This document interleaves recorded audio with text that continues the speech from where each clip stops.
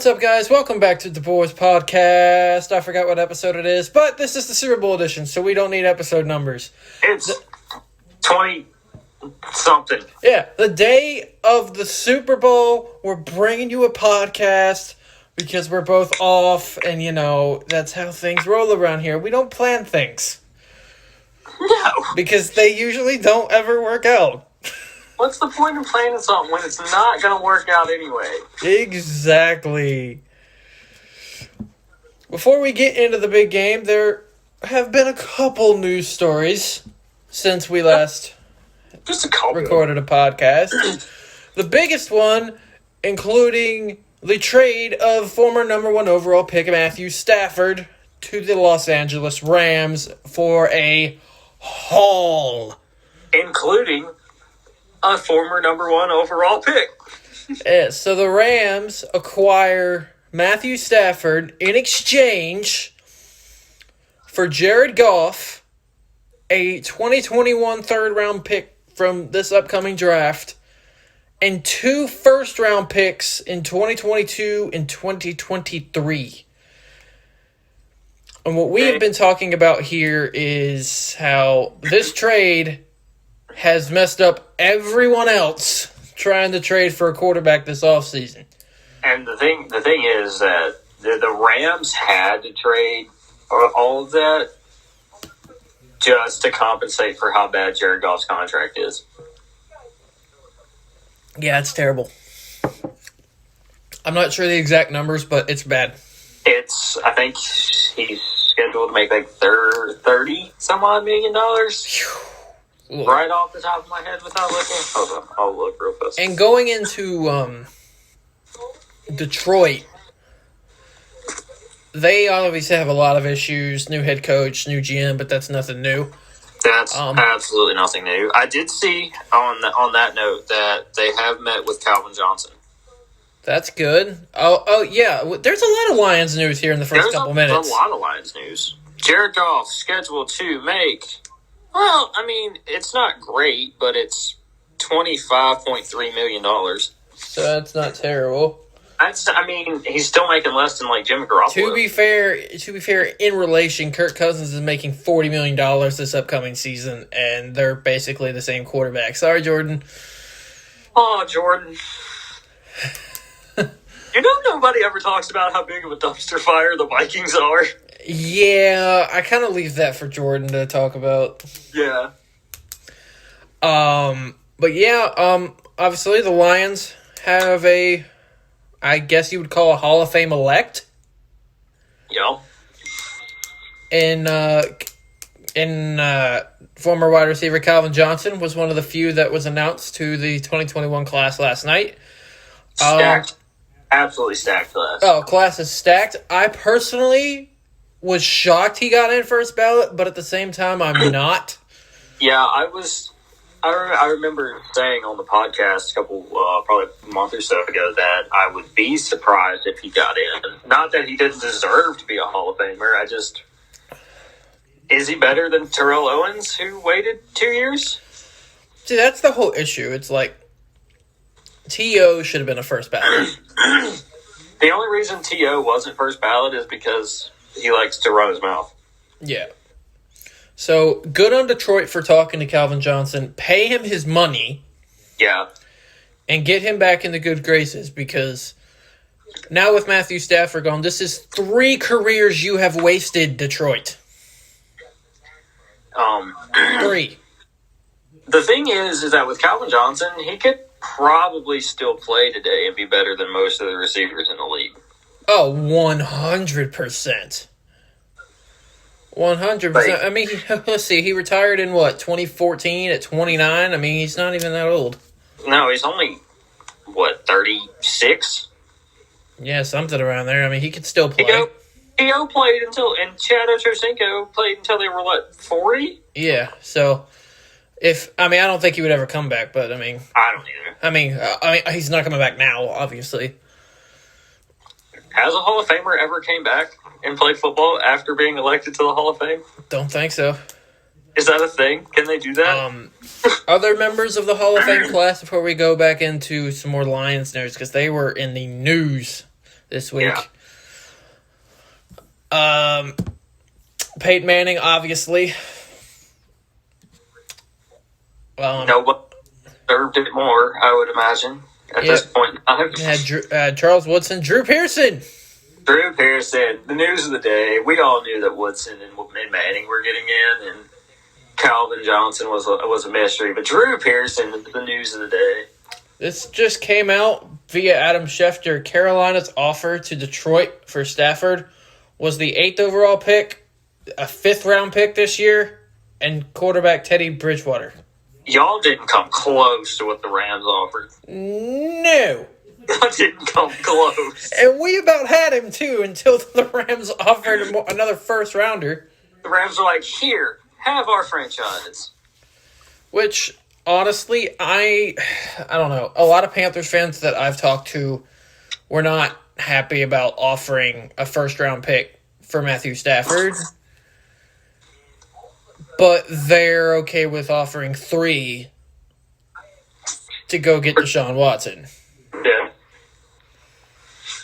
I don't understand our fan base sometimes. But why are the Lions the theme of this podcast? I don't know, actually. To start the last Lions news, Kenny Golladay was hurt the majority of last year, free agent wide receiver. He turned down a deal a couple days ago from Detroit that would have paid him $16 million per season. Which is an insane number. I don't know what that would equal out to because you don't know years, but most receiving contracts are 4 to 5, so yeah.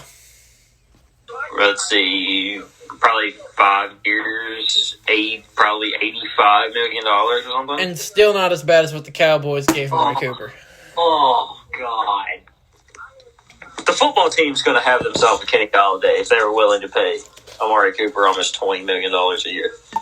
So we also going to talk about and I mean in the future podcast we'll get in the free agency. We'll have our draft specials. Washington is the team to watch out for a couple of receivers. Oh yeah, along with their massive quarterback need. For sure. There's a lot of teams that have that this offseason. Because the football team doesn't just need one receiver; they need like 2. Yeah. So, and there's a guy that I keep hearing about for Washington, and he's actually playing tonight, and we'll get into him in a little bit. Indeed. There was a report that came out yesterday about Carson Wentz. I'm not going to really go into it because I'm not sure on how truthful it is. Yeah. But it would send Wentz to Chicago, and the Bears are going to bear. Yeah. I think Carson Wentz's best fit is in Indianapolis. I've been saying that all along. I do agree, speaking objectively, that he would probably have the most success in Indianapolis. Just because I've said on this podcast, I've said privately to the guys, the reason the Eagles have a Super Bowl championship is currently the head coach in Indianapolis. Mm-hmm. So that's where I think why he would have the most success, even because when Frank Reich was the Eagles' offensive coordinator, that was Carson Wentz's MVP type season. Yeah. And probably would have won MVP if he wouldn't have got hurt. But, I mean, there are a lot of quarterbacks on the move. A lot. You obviously have Sam Darnold in the mix because the Jets seem to be eyeing Zach Wilson, is what I keep hearing. You keep hearing Kirk Cousins and Jimmy Garoppolo switching jobs. Yeah, that could be a possibility. I think that could do wonders for Jimmy G. I do too. And I know Jordan, I don't know how he feels about this, but look who's behind the quarterback position at Minnesota. Yeah. Dalvin Cook. You have Adam Thielen. You have Justin Jefferson. So I think it would be a better fit. Kurt out in San Francisco. would help them get back to where I think they're going to be anyway, no matter who's behind center. I agree. The only reason San Francisco didn't have a good year this year is because they were literally riddled with injuries. Yeah, they were one of the, if not the most injured team in the league this last year. Oh, 100%. And I'm not a Jimmy G fan. I'm pretty sure he and Kirk Cousins are about the same quarterback at this point in time. Yeah, the only difference is Cousins is making $40 million. Yeah, and Jimmy G's slightly younger by a couple of years. Another name to keep an eye on is Derek Carr. Yep. And then there's the whole Deshaun Watson mishap. That we just don't even need to get into. Basically, what it's going to come down to it is Deshaun Watson is going to hold out if the Texans refuse to trade him. It's going to be nasty. It's going to be ugly.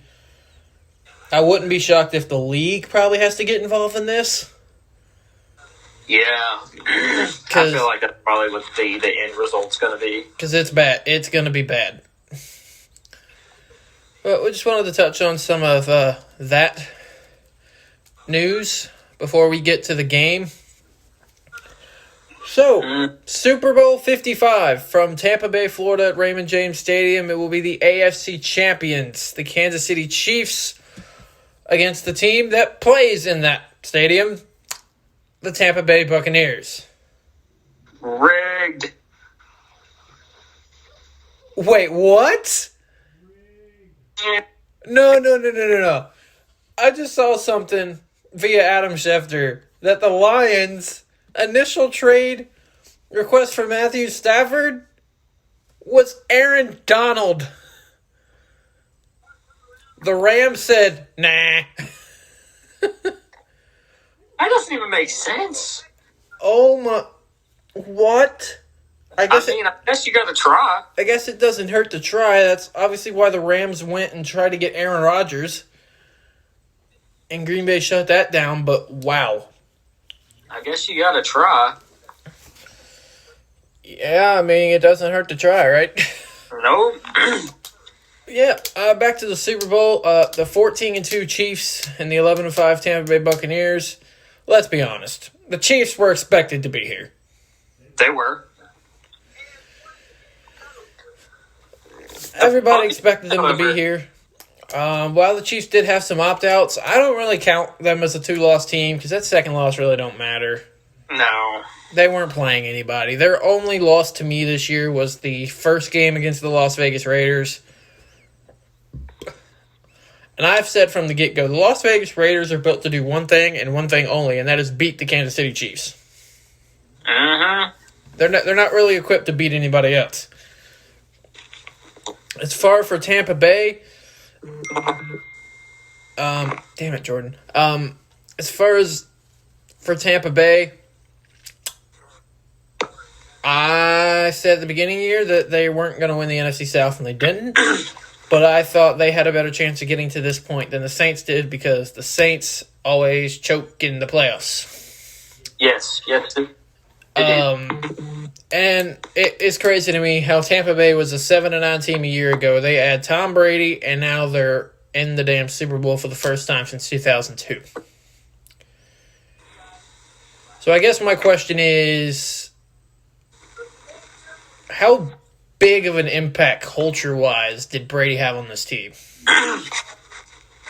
Well, I personally think he shut up all of the quote-unquote haters that said that was Bill Belichick building this team in Tampa or New England for the last 20 years. Yeah, I mean, it was obviously half and half, but, like... Oh, 100%.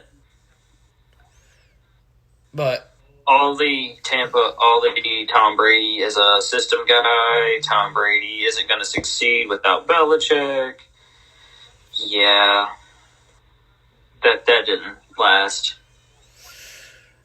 No, I mean, and obviously he walked into the most weapons he's ever had in his entire career. And the thing is that Bruce Arians came out the other day and said that he expects them to be even better next year. Yeah, I could see it. I don't see in any way, shape, or form that they don't dominate the NFC South next year. No, especially if Breeze retires, which he has not confirmed yet. Yeah, but that whole him dropping his salary yesterday kind of confirmed. To the vet minimum. Kind of confirmed that. He dropped it to the veteran minimum to save them $24 I'm telling you, million. people, do not sleep on Jameis Winston.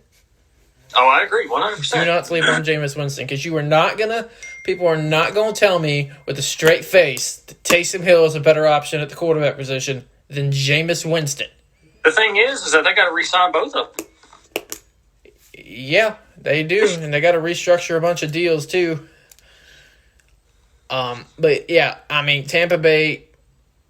I mean, Tom Brady expects to be here, but yeah, I don't think a lot of people had Tampa Bay actually in this game at the start of the year. I know I didn't. I didn't either. I'm pretty sure I had the Cowboys in this game. Yeah, I did too. We're not going to talk about that. No, we're going to move on and act like I didn't say that. Sorry, Buddha. I'm not sorry, Buddha. Your team sucks. See, that's how we roll. I say sorry, Buddha, and Carl just drags on the Cowboys because Delby's not here to do it himself. Okay, your team doesn't suck, Buddha. Dak Prescott getting hurt kind of ruined your season. Your team is really good. Your defense sucks. Yes. My kind of whole thing with Tampa is how, yes, Tom Brady has been good. He has. But in my opinion, the reason they're in this game is because of their defense. Oh, 100%. They have top 5 defense in the league. Because you cannot run the ball against this team. And while their secondary isn't the Legion of Boom, I mean, it's not terrible by any means. I mean, Sean Murphy, Bunting, Carlton Davis, Antoine Whitfield, it's a pretty good unit. And they're going to have to be good tonight. They cannot have a repeat of what happened back in November. And I definitely don't think they do. Quite literally, do the exact polar opposite times 2 of what you did in November, and you'll be fine. I have a feeling that Devin White is going to have to cover Travis Kelce all night. Oh, 100%. That, and I have some key matchups here at the bottom that we're going to discuss in a little bit, and that's one of them. But by the way, listeners, me and Ian are sitting 6 feet apart, and Ian is still the only one that hasn't sent his pick'em into the pick'em group yet. Yep, because nobody knows mine yet, and it's a surprise to everybody. Aaron's the only one on the Chiefs so far. Just so y'all know, I'm actually going to tell you what Delby and Buddha's picks are at the end along with ours. But it's interesting. Yeah, me and Ian are roommates, and we had not discussed our Super Bowl picks until I told him mine about an hour and a half ago. Yep, and I wrote my prediction down at 2 a.m. last night. Ian, why were you up at 2 a.m? I'm always up at 2. I'm always up at 2 a.m. What are you talking about? Never mind. Don't. Never mind. Yeah, but, I mean, Tom Brady threw 3 interceptions in the NFC title game. He does that, they ain't winning. And Green Bay couldn't capitalize because of how good Tampa's defense is. Like you just said, if he does that tonight, it's going to be a massacre. But the thing is that nobody talks about last year how good the Chiefs' defense was in getting them to the Super Bowl. Oh, I agree. Their defense is not good this year. As we move on to Kansas City, like we said, they expected to be here. They did. And honestly, moving forward, you expect them to be here for another 2-3 years probably. Yeah, I mean, the team has no holes. What is an interesting thing to look at tonight is that they are without both of their starting offensive tackles. Yeah. Which means their backups are going to have to start in the role. And here comes Ian's PTSD of the afternoon. No. The starting right tackle for the Chiefs tonight is none other than Mike Remmers. Mike Remmers! The GOAT. The last time Mike Super Bowl Rimmers, 50 MVP. The last time Mike Rimmers played in a damn Super Bowl was Super Bowl 50, where he got bodied, abused, and massacred by Von Miller. Yeah. I hate that. That was a long night to be a Panthers fan. Yeah, tell me about it. And turning in, you have Jason Pierre-Paul and Shaq Barrett on the other side, who are very good, and Shaq Barrett is an elite pass rusher. Did the Buccaneers get Vita Vea back last week, or is he playing tonight? He played in the NFC title game, and I haven't heard anything, so I'm assuming he's playing tonight too. I could not remember. Big time Tampa Bay getting back Antoine Winfield. What's their other safety's name? Whitehead? Jordan Whitehead? Jordan Whitehead. That's huge. As far as the Kansas City, I believe they're getting Sammy Watkins back tonight. I think so. So that helps. He'll play for 6 snaps and get hurt again. Because Tampa Bay is going to attempt to take Tyreek Hill out. And they're going to have to. Key word in there is attempt. It's not going to... It won't shock me if the Chiefs come out and try to run the ball. Me either. My only issue with that is, are they going to have any success doing it? Because Tampa Bay is the number 1 run defense in the NFL. Don't think so. I mean, they can just do what the Bills did against them last or 2 weeks ago and not run the ball. Yeah, and as we've talked about, and we'll get into the keys of this game, Tampa Bay is going to have to be able to run the ball tonight. As far as Kansas City, as Carl said, their defense isn't the greatest this year. I mean, I don't really know of any impact player outside of Tyrann Mathieu. Chris Jones, maybe? Yeah, he hasn't been that great, though. He has not.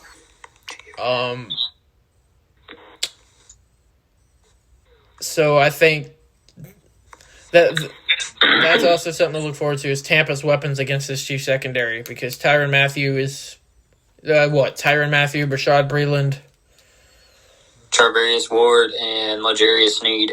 Yeah.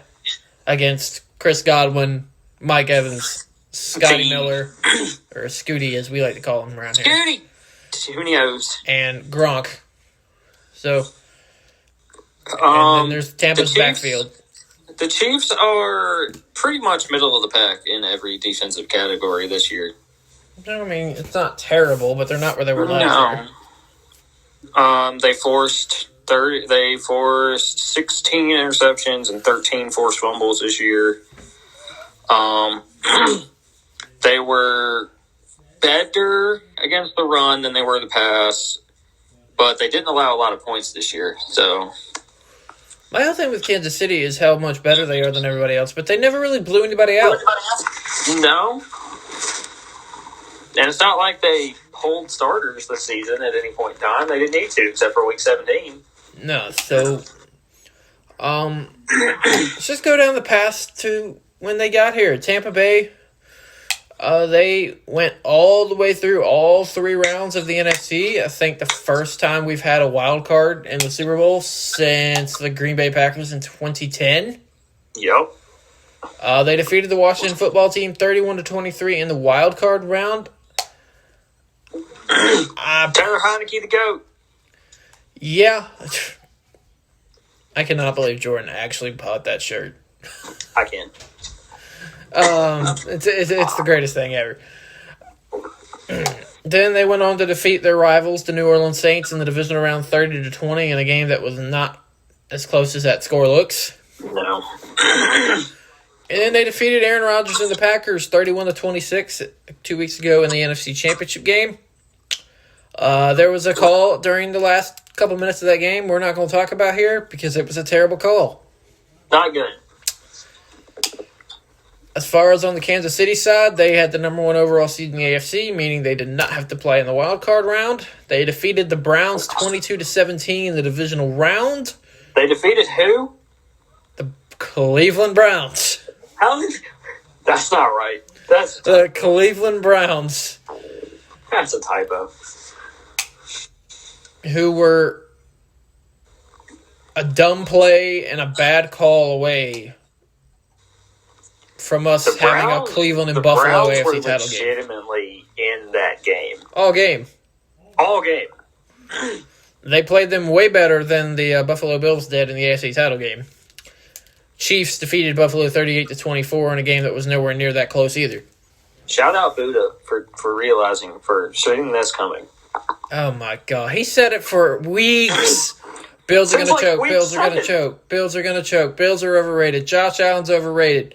Literally every time I talk about the Buffalo Bills, and now he's the first course onto the Kansas City Chiefs side of things, saying tonight is the night Patrick Mahomes is going to choke. He cracks me up. But he might have a point. He might. Patrick Mahomes did throw 2 interceptions in this game a year ago. And to be fair, the 49ers should have won the Super Bowl last year. To be fair, the Houston Texans should have beat the Titans. Yeah. See, you have the Titans had a 10-point lead. The 49ers had a 10-point lead. But the Houston Texans had a 24-0 lead and then let them rip off 51 unanswered. Dumpster fire. Understatement. Agreed. The Chiefs, what's on stake for them tonight? They're looking to be the first team since the between the Patriots teams from the 2004 Super Bowl and the 2005 Super Bowl to repeat. Wonder who was quarterback in those teams. Tampa. How about said Tampa Brady? Tampa Brady. Tom Brady. Plays in Tom Bay. Tampa Bay is looking for their second Super Bowl championship, their first since 2002. They defeated the Raiders. The Oakland Raiders at the time. Yeah, I didn't want to say that because I stumbled over myself and I didn't want to mess up. Yeah, it happens. Let's get to some key matchups. Okay. Tom Brady against the Chiefs secondary. Tom Brady. Yeah, he's throwing the ball, but, Godwin, Evans, Gronk, Miller, I'm not putting Antonio Brown in there because he's still questionable whether he's going to play tonight or not, but I feel like he's going to play. It wouldn't shock me if he ends up being an X Factor tonight. Me either. So, Brady is in his 10th Super Bowl. I'm going to tell the listeners the stat. Okay. It's a crazy stat you'll ever hear in your life. Tom Brady is more likely to make a Super Bowl appearance than Stephen Curry is to make a 3-pointer. Oh my Jesus. That's insane. That is absolutely insane. He's been in 48% of his seasons have ended with him being in the Super Bowl. My God. And he tends to put up big numbers in this game. He does. Super Bowl 51 in that 28-3 comeback. Sorry, Austin. And then not Austin Kurtner, my friend Austin, who's a Falcons fan. He put up over 430 yards in that game. He put up over 300 yards on the Legion of Boom in 2014. And in the loss to the Philadelphia Eagles in 2017, he threw for over 500 yards. The man slings the ball in the Super Bowl. He does. And with these weapons, in Kansas City's issues in the secondary, I could see Brady having another 300-yard game. My question is does Tom Brady have to do that for them to win? No. I don't think so either. What Tampa Bay needs to do to win is, I'm going to use Carolina as an example. Back in week 8, 9, whenever week it was, Carolina went to Kansas City. We lost by 2 points. Yep. Why? Because our first 2 drives were more than 15 plays each and took 8 minutes off the clock both times. Dominate time of possession. You know how to stop. You know how to stop a team with a great offense. Keep them on the sideline. So Ronald Jones and Leonard Fournette are going to be huge tonight. Leonard Fournette especially, because I don't think Ronald Jones is all that special. No. I don't think his Kansas City doesn't have the best linebacker core either. They're okay against the run. As I'm pretty sure they were like somewhere between 12th and 15th. But that stat can be deceiving because the teams they were playing were always generally playing from behind. Yes. It's also going to determine who gets off to a faster start tonight, but Tampa Bay is going to have to be able to run the ball effectively and be able to keep Patrick Mahomes and company on the sideline. And I don't want anybody to be deceived. The fact that this game is in Raymond James is going to make a difference. Oh, yeah. There's fans there, guys. There's 25,000 fans. It's going to make a difference. There's 25,000 fans, and I guarantee you at least 70% of them are Bucs fans. Oh, and the fact that you're going to have your same sound guy running the sound. You're going to have the same personnel running all of just everything that matters. Yeah, so it's going to make a difference. Tampa Bay is the first team in the Super Bowl era to play in the Super Bowl that the city that they play in is hosting, and it's going to make a difference. It's going to make a huge difference. Just because Kansas City didn't get into Tampa until Saturday morning. Yeah. Because of... so... I think it's going to make a huge difference, and I also think that's why Tampa Bay is going to get off to an early lead tonight. Uh-huh. I think the Chiefs are going to come out slow, and it might make a difference. The only thing is that Patrick Mahomes is built to come from behind. Oh, 100%. They've done it in the past. Also, like we've talked about, Tom Brady can't turn the ball over tonight. No. If he turns the ball over 3 times tonight, it's over. Another matchup is interesting is Tyreek Hill and Travis Kelce against the Bucs secondary and the Bucs linebackers. It's got to be advantage Kelce and Hill. I mean, regardless of how good Tampa Bay is, you cannot double team both of them. No. Tampa Bay, here's the thing. Is like you said, you can double team both of them, but Tampa Bay's main focus is going to be not letting Tyreek Hill repeat what he did back in November. Yeah, I guarantee there's going to be so much pressure on Devin White tonight to take Travis Kelce out of the game by himself. Yep. Tyreek Hill had 13 catches for 269 yards and 3 touchdowns back in November when these teams met. That's because they let off the gas and took him out of the game. Yes, he could have easily broken the record, which I believe is still held by Calvin Johnson. I think so. As far as Travis Kelce goes, it's going to be up to Devin White because I don't think they're going to put Levante David on Travis Kelce because of the age. Well, I mean, Travis Kelce ain't a spring chicken anymore. No, he's not. But I'm pretty sure they're almost the same age. But I think Devin White's the better option. That's also another crazy stat for you folks. Travis Kelce and Rob Gronkowski are the same age. And they're probably the 2 greatest tight ends of the modern era. Agreed. Even though I still think the greatest tight end of all time is Tony Gonzalez. G. It's Tony Gonzalez, and I don't even think it's close. Who played for Kansas City for a long time. For a long time, and then went to Atlanta. He gave Carolina's linebackers nightmares when he was there. Yeah, I agree. I think Hill and Kelce have the advantage here. Tyreek, because of his speed, it's going to be a lot on, I would assume, Sean Murphy-Bunting gets this assignment. I would say so. Antoine Winfield and Jordan Whitehead are the safeties that are going to be tested big time tonight. It's also a situation with Antoine Winfield. He hasn't played since the divisional round, and he's a rookie playing the Super Bowl, having to patrol the field of the league's best offense. Oh, yeah.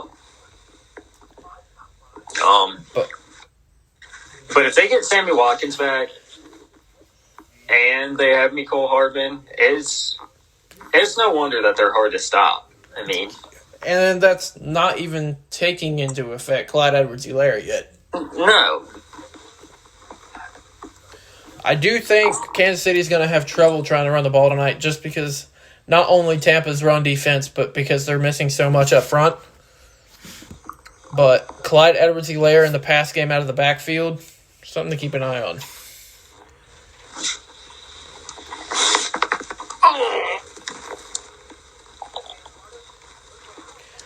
Yeah, that's kind of another key matchup when you think about it. The Chiefs' offensive line against Tampa Bay's pass rush. Yeah, definitely advantage Tampa Bay pass rush. Jason Pierre-Paul, Vita Vea, Shaquille Barrett, and even Levante David. I mean, he kind of gets up in the pass rush sometimes. Is Ndamukong Suh healthy? Yes. Okay. Yep, Ndamukong Suh as well. So, yeah, Tampa Bay's easily got the advantage up front on both sides. Tampa Bay's offensive line is no slouch either. No. I think they were at least top 10 unit this year as a whole. And you can have the debate on who was the better offensive tackle this year, Mekhi Becton or Tristan Wirfs. So, yeah, I think up front in the trenches, Tampa Bay has got the advantage on both sides of the ball. I do. As far as the quarterbacks, I have to give it to Mahomes because of who he is. But he is actually dealing with a turf toe injury that he says he's going to get surgery on in the offseason. I'm going to give advantage to Brady. Yeah, I of course can understand that because it's Tom Brady in the Super Bowl. It's Tom Brady in the Super Bowl. That's basically all you've got to say. When it comes to both sides of the receivers against the corners, I'm giving both advantages to the team's receiving corps. They're too good. I agree. I just think Evans and Godwin and AB and Miller and Gronk are way too much for Kansas City secondary and vice versa. Hill, Kelsey, Hardman, Watkins, Clyde Edwards-Helaire are too much. Whoever wins the turnover battle in this game is going to be the Super Bowl champion. Probably going to be whoever touches the ball last. That could also be a possibility. I just hope it's a good game. I don't need a freaking Seattle-Denver game. Or Los Angeles-New England. Oh, please don't bring that up. Which is the worst Super Bowl I've ever sat through that I didn't even finish sitting through. 13-3. It was absolutely horrendous. All right. Go into the boys' predictions first. Okay. Nathan Delby has the Tampa Bay Buccaneers as the 2020-2021 Super Bowl champions. Buddha, no surprise, Tampa Bay Buccaneers as the 2020-2021 Super Bowl champions. Did they send scores too? They did not. They just sent the... What? Bombs. I wasn't going to say that, but okay. All right. Carl, prediction. The floor is yours. Tampa Bay, 23-17. I respect it. I think there's going to be a little more scoring than that, but I could see it being a low-scoring game. Based off the fact that we just talked about, I think Tampa Bay is going to come out fast. Yeah. I personally think they do. I think they get a lead going in the half. I think Kansas City, does what the Chiefs do. they come back and make this interesting. And as much as this pains me, I'm picking the Tampa Bay Buccaneers. Oh, man. 31-30. Man.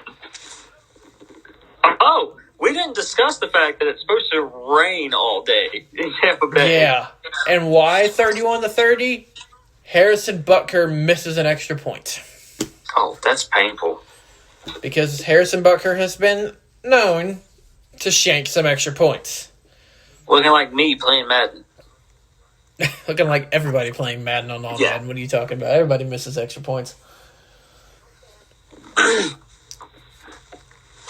So, we all here have the Tampa Bay Buccaneers. Yep. What in the world was that? I was looking back at something. And for the friends of the podcast, our buddy Jordan has the Buccaneers 34-27. And our other friend of the podcast, Austin Kirtner, also has the Tampa Bay Buccaneers. So basically, the Chiefs are going to win. So basically, nobody is picking the Kansas City Chiefs. And I guarantee you, if it was any other quarterback playing, it would be the exact opposite way around. It would.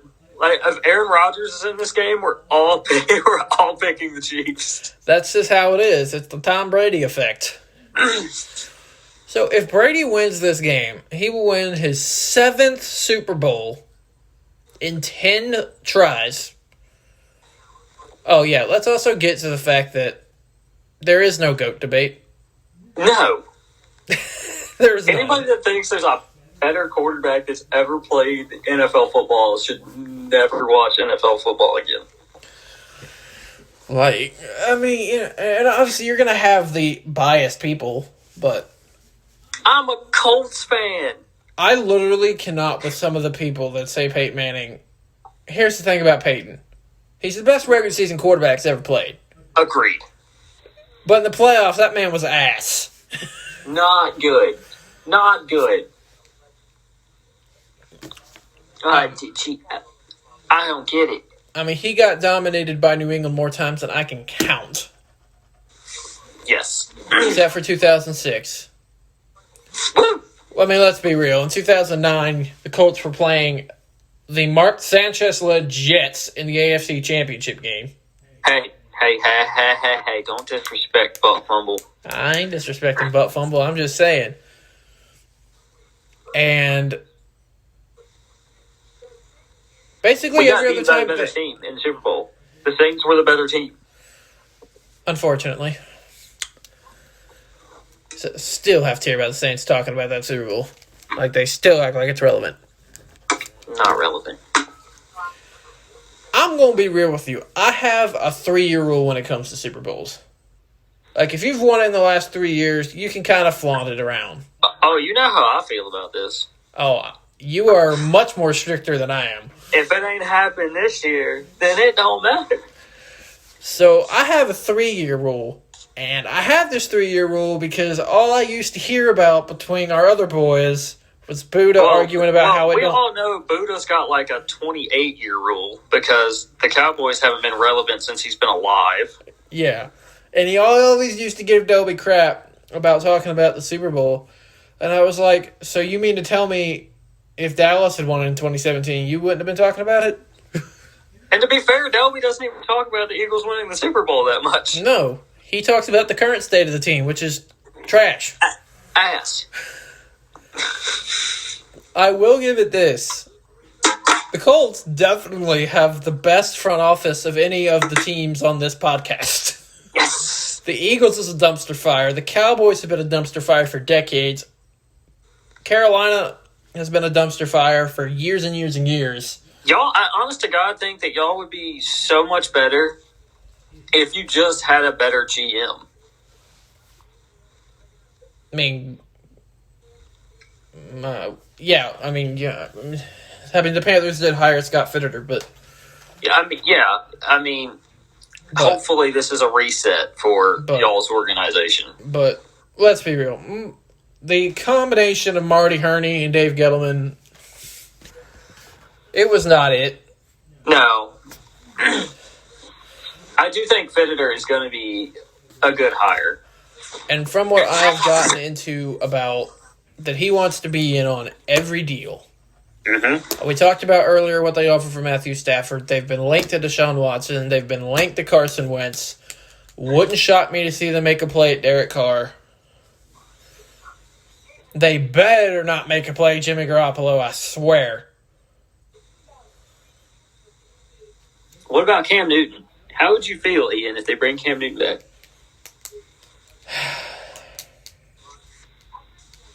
I think that's not going to happen. I think that relationship is well beyond damaged at this point. Me too. I would rather draft a quarterback at 8 than bring Cam back. I would too, because I personally would rather, if the mock goes the way I think it goes, the only quarterback on the board at 8 that we're going to have a shot at is Trey Lance, and I would rather have Trey Lance than Cam Newton at this stage in Cam's career. It's already, and you're not going to have to worry about it because Kyle Pitts is going to get drafted at number 8. You know, the more I think about it, the more it's not really terrible. It's not. He's a supreme athlete. He's at a position near uncoverable by linebackers. Here's the thing, though. If we take him, if our coaching staff and our tight end coaching room can get him to block, yeah, it's over. Because Kyle Pitts is a bona fide wide receiver. That's what he is. He's just a really big wide receiver. I personally think that Carolina's going to let Curtis Samuel walk. I do too. And they should. If you take Kyle Pitts, you already have a replacement there. And if he shores up his tight end abilities, that takes care of another need. The only thing that might get y'all in trouble is next offseason. Yeah, next offseason is going to be bad. Robbie Anderson, DJ. You're going to probably need a quarterback if you don't take one this year. Brian. Not pick up Brian. Wait. I don't think DJ shouldn't be a free agent next offseason. If you pick up his 5th year, which you should, but that's still. My whole thing is, and I saw this the other day, about there were 3 receiving combos in the league this year that had 1,000 yards apiece. Hill and Kelsey. DJ and Robbie. Who was the other one? It was not Evan Godwin. No. Oh, this gonna bug me. Who is it? Hold on. Metcalf and Lockett? I think so.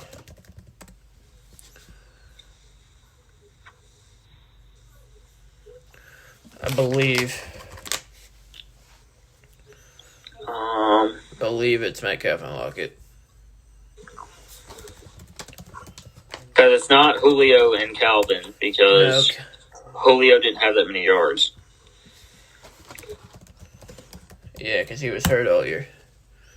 Yep. Yes!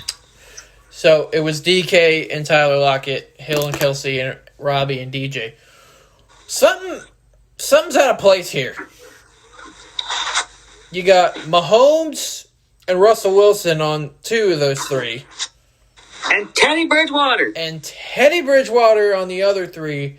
And DJ Moore would have had like 1,600 yards if Teddy Bridgewater learned how to throw the damn football. I can't count how many times he missed DJ running down the damn field. DJ Moore is deceptively fast. Yes, he is. And he's very good at creating separation. He's exceptional in the red zone. But, you know, when it comes to Carolina and their needs, still defense. The run defense got worse. Which we didn't even think was possible. It got worse. And you're obviously not going to bring back... Basically, here's my thing. The only 3 people on this defense that I would consider safe are Brian Burns, Derek Brown, and Jeremy Chin. Everybody else is expendable. Yeah. Maybe Dante. Maybe throw Dante in that list, but maybe. God, we should have re-signed Bradbury. Oh my God. Uh-huh. But outside of quarterback,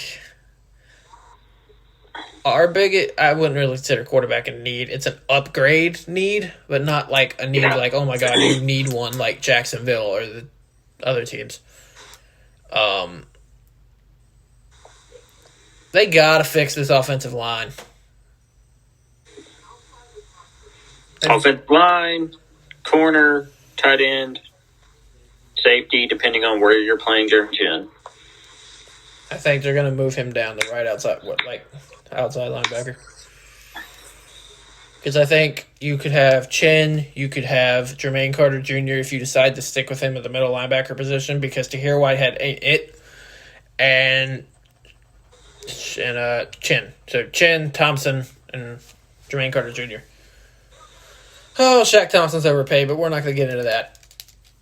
The Colts have a quarterback need and a left tackle need. Yep. Those are the main wide two. Receiver. And a wide receiver need. Colts have cap room. I would not rule them out on Godwin or Kenny Golladay. I wouldn't either.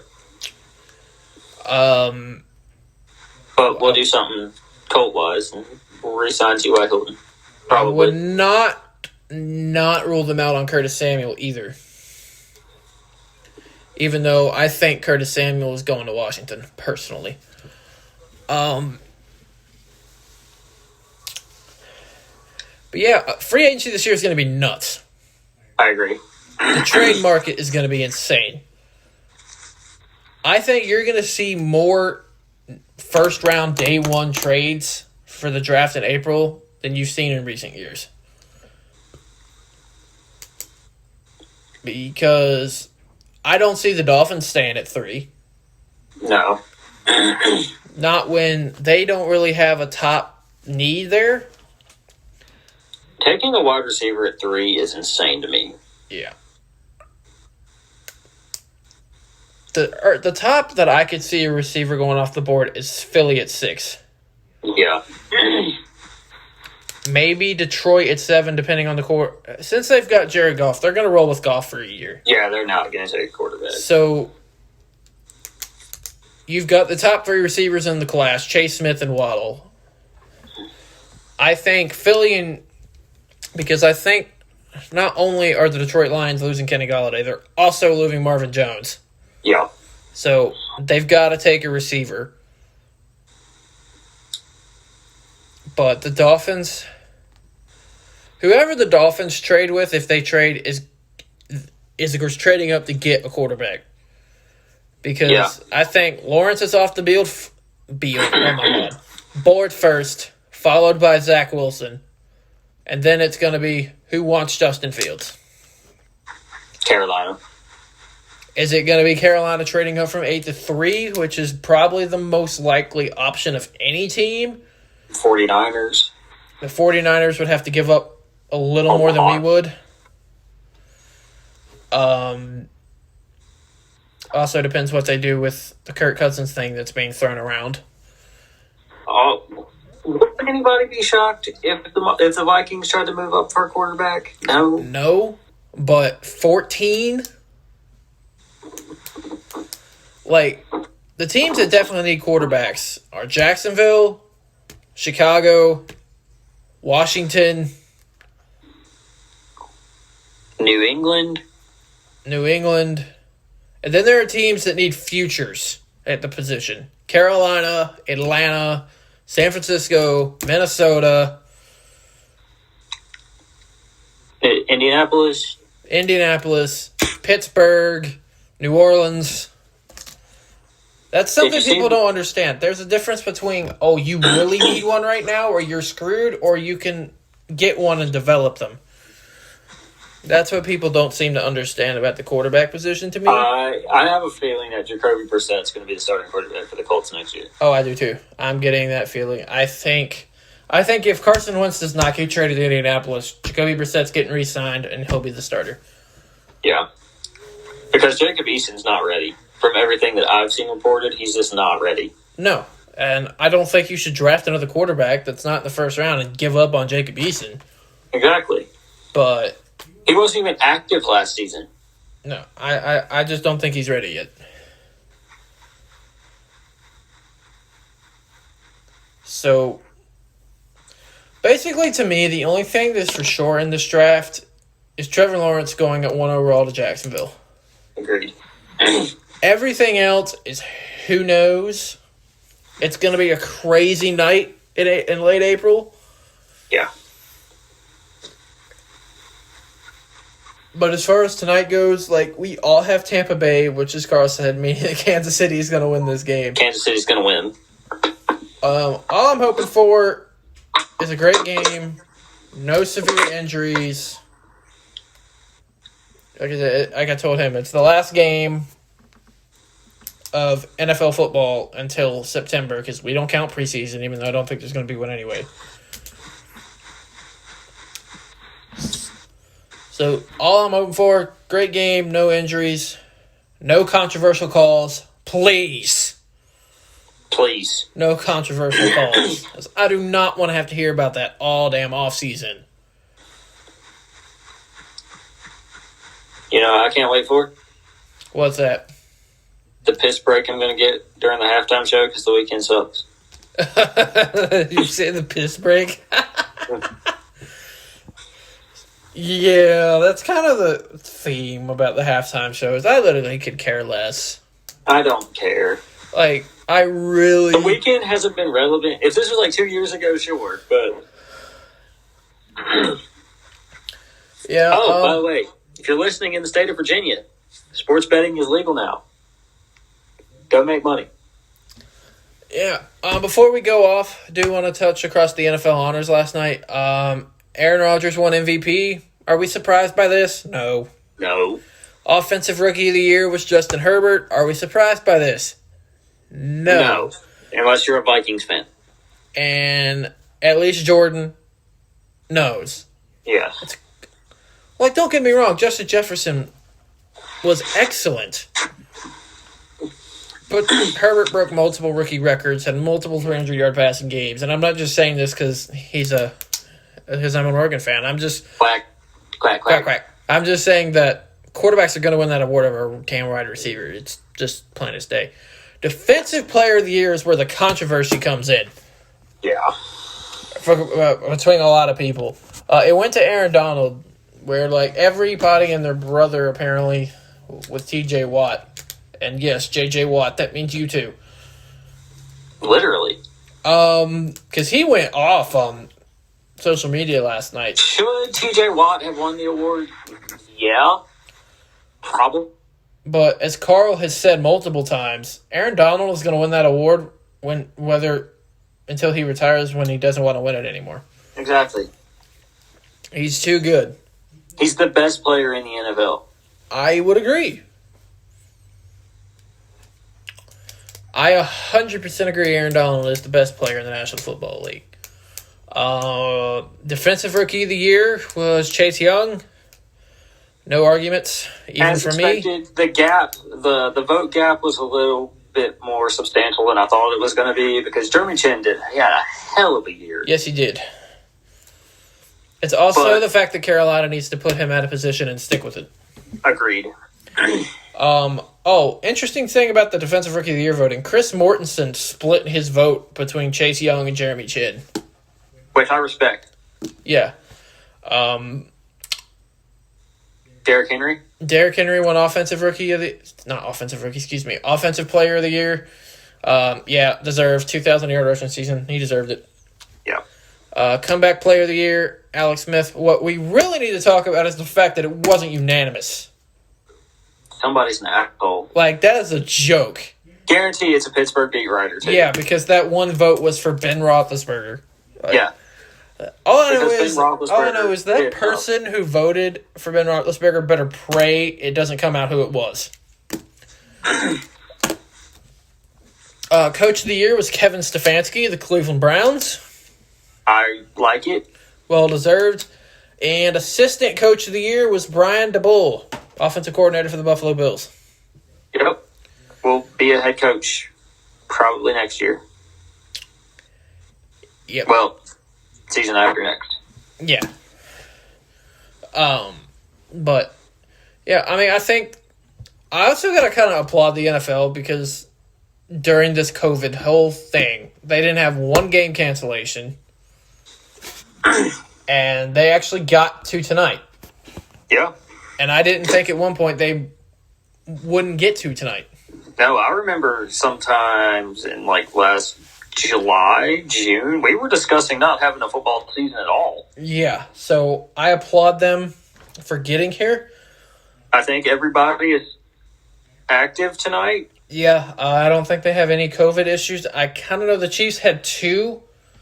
But I think they've both been cleared. Yeah, since. So I think all hands are on deck for tonight. It should be a fun one. On another side note, NCAA football. Back again. It's coming back in a few years. And I can't with the people that are like, oh my God, years. I was like, well, do you want a shitty game like Madden or do you want an actual good game? That is my worst fear. That they're just going to take the same engine that they use in Madden into this game and it's going to be terrible. Here is my thing. Outside of, everything with Madden, you know what Madden really needs next year? Please, for the love of God, get a better soundtrack. Please? Like, who in the hell decides the soundtrack? It must be the same idiot that runs the TJ Maxx playlist. Oh, my God. Don't you dare disrespect Barcelona. That's the Boyz theme song. And they took it off. So, yeah. Idiots. I was not expecting that. That was pretty damn good. It's bad. It's so bad. But we're going to log off. That was our Super Bowl Gameday podcast. I hope y'all enjoyed it. I hope y'all enjoy the game tonight. Don't do anything stupid. Stay safe. And enjoy who you're hanging out with. But stay safe as always. That was Carl. This is Big E. This was the Boyz Podcast Super Bowl edition. We will see y'all in a few weeks for off-season news. The Boyz out.